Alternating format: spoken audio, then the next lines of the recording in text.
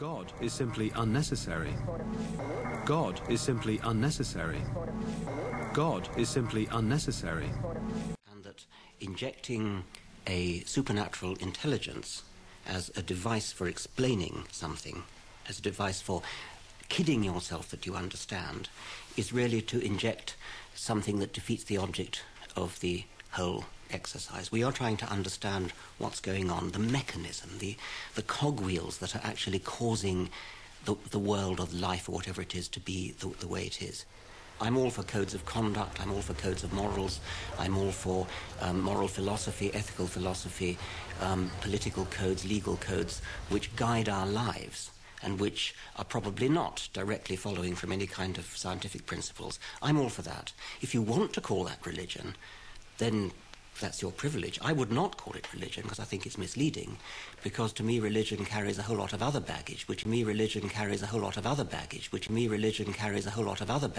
is not moral philosophy, not legal codes, not codes of conduct, but which is belief in the supernatural. The late Douglas Adams told a nice story, and I think I've quoted it in A Devil's Chaplain. There was a man who didn't understand how television sets worked. He thought that there were a lot of little men inside the television sets who were jumping up and down, pulling sort of cardboard cutouts or something, in some way anyway, controlling the image on the screen.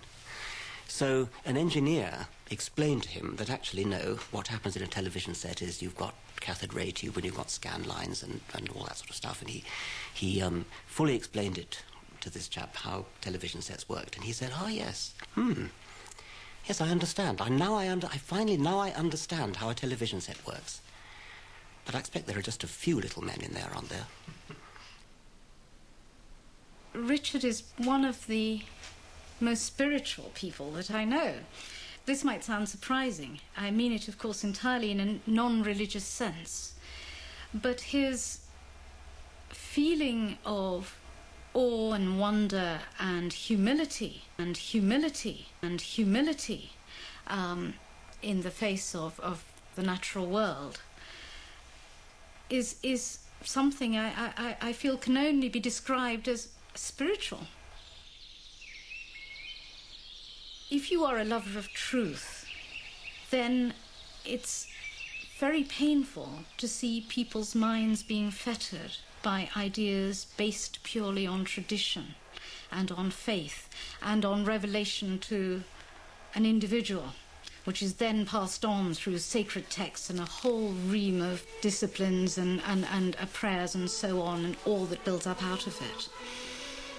And Richard feels very deeply against that kind of fettering of the mind, especially the poisoning of children's minds, especially the poisoning of children's minds, especially the poisoning of children's minds at an early age, when they will accept anything and everything.